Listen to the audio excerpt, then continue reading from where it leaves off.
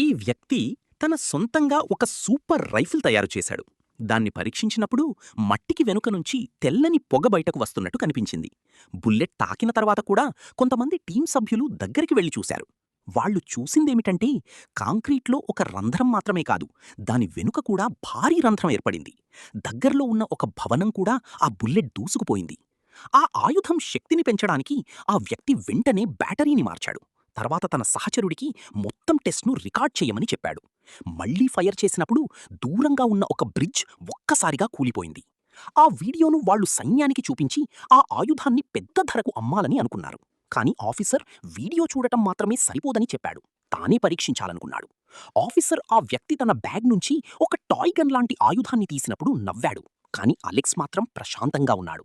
అతను నేరుగా ఒక ట్యాంక్పై లక్ష్యంగా పెట్టి ట్రిగ్గర్ నొక్కాడు. వెంటనే ఒక భారీ పేలుడు సంభవించి ట్యాంక్ ముక్కలయ్యింది. ఆఫీసర్ షాక్కు గురై మాట రావడం లేదు. వెంటనే ఆ ఆయుధం ధర ఎంత అని అడిగాడు. అలెక్స్ 100 మిలియన్ అని చెప్పాడు. ఆఫీసర్ ఒక్క క్షణం కూడా ఆలోచించకుండా ఒప్పుకుని మరుసటి రోజు మధ్యాహ్నానికి డబ్బు ఇస్తానని చెప్పాడు. కానీ అలెక్స్కు తెలియదు. అతను వెళ్ళగానే ఆఫీసర్ అతని గురించి పూర్తి బ్యాక్గ్రౌండ్ చెక్ ప్రారంభించాడు. మరుసటి రోజు డీల్ కోసం సమయం వచ్చింది. అలెక్స్ తాను కోటీశ్వరుడు అవబోతున్నానని అనుకున్నాడు. కానీ ఆఫీసర్ మోసం చేయొచ్చని కూడా అనుమానం ఉంది.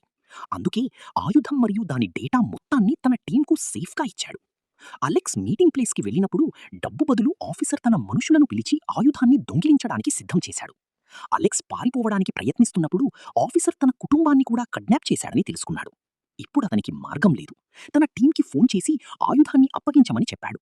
ఆఫీసర్ అన్నీ నిజమని నిర్ధారించుకున్న తర్వాత అలెక్స్ మరియు అతని కుటుంబాన్ని విడుదల చేశాడు.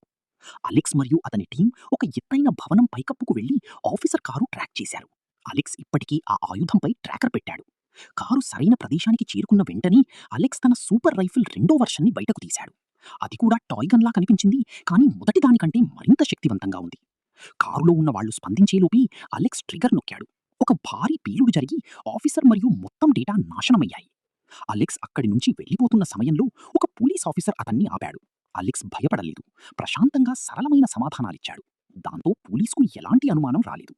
తర్వాత అలెక్స్ తన కుటుంబంతో కలిసి కొత్త నగరానికి వెళ్లి అక్కడ ఒక కొత్త సంతోషకరమైన జీవితాన్ని ప్రారంభించాడు.